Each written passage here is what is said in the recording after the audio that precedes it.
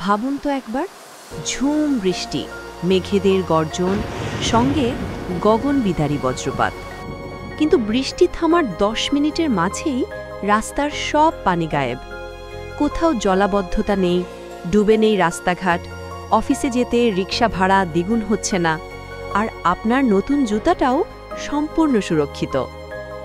বিশ্বাস করুন আর নাই করুন, আপনার ভাবনার সাথে মিলে যায় বাস্তবে রয়েছে এমন এক জাদুর শহর। চীন এর নাম দিয়েছে স্পঞ্জ সিটি।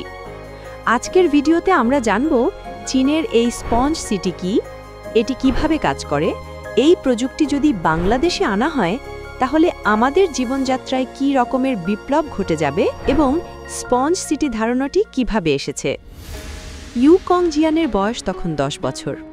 চীনের যে গ্রামে তার বাড়ি, তার পাশের নদীর জলধারা দেখতে গিয়েছিলেন নদীর পাড়ে। এমন সময় হঠাৎ করেই পায়ের নিচের মাটি সরে মুহূর্তে পড়ে যান নদীর পানিতে।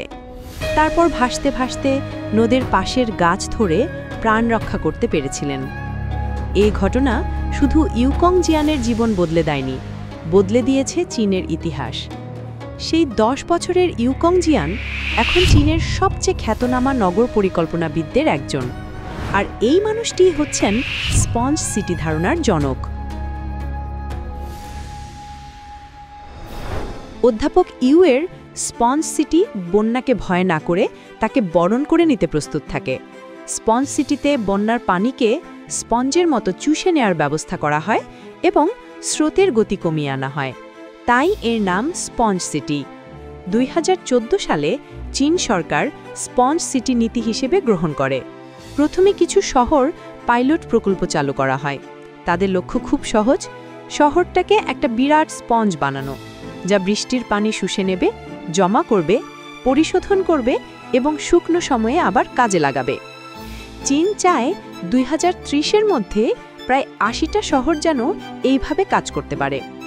স্পঞ্জ সিটি ঠিক কিভাবে কাজ করছে চলুন জেনে নেওয়া যাক। সবুজ ছাদ বাগানের মাধ্যমে ছাদের উপরে গাছপালা পানি আটকে রাখে।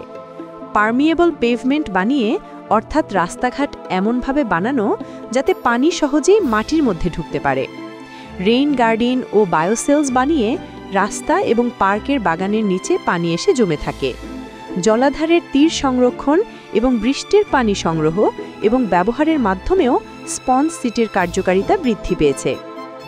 ভাবুন তো, যদি ঢাকাতেও বৃষ্টির পর 10 মিনিটেই রাস্তা শুকিয়ে যায়, কেমন হতো আমাদের জীবন?